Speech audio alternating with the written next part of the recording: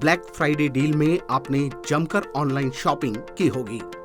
शानदार कपड़े, जूते, घर का सामान, यहाँ तक कि लजीज खाना भी ऑर्डर किया होगा और ये सब आपके दरवाजे तक पहुंचाया होगा किसी डिलीवरी बॉय ने। क्या आपने कभी जानने की कोशिश की कि इन डिलीवरी बॉयज की जिंदगी कैसी है? लंबी शिफ्ट, काम का प्रेशर, टारगेट पूरा करने की जद्दोजहद, ना बीमा, ना पीएफ, ना नौकरी रहने की कोई गारंटी और कमाई कभी कभी महीने में 10,000 रुपए से भी कम। ये सिर्फ हम नहीं, अब तो भारत की संसद यानी पार्लियामेंट ऑफ इंडिया भी देश की क्विक कॉमर्स कंपनियों के डिलीवरी बॉयज के शोषण पर बात कर रही है।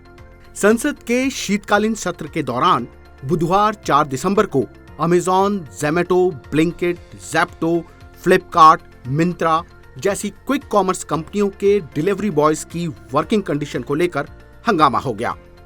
कांग्रेस सांसद बी मणिकम टैगोर ने संसद में युवाओं का इन ई कॉमर्स कंपनियों द्वारा किए जा रहे शोषण का मुद्दा उठाया।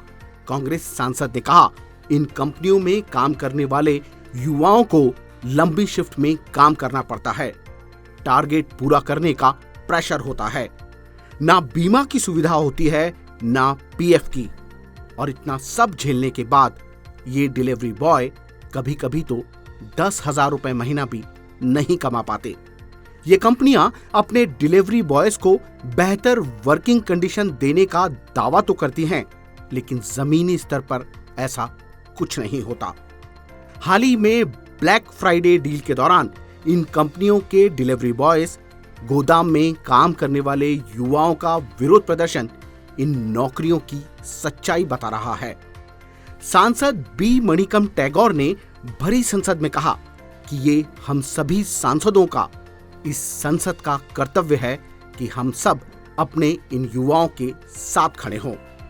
हमें गिग इकोनॉमी के इन कर्मचारियों की सुरक्षा, उचित वेतन, नौकरी की सुरक्षा और सामाजिक लाभ सुनिश्चित करने के लिए तत्काल कानून बनाना होगा।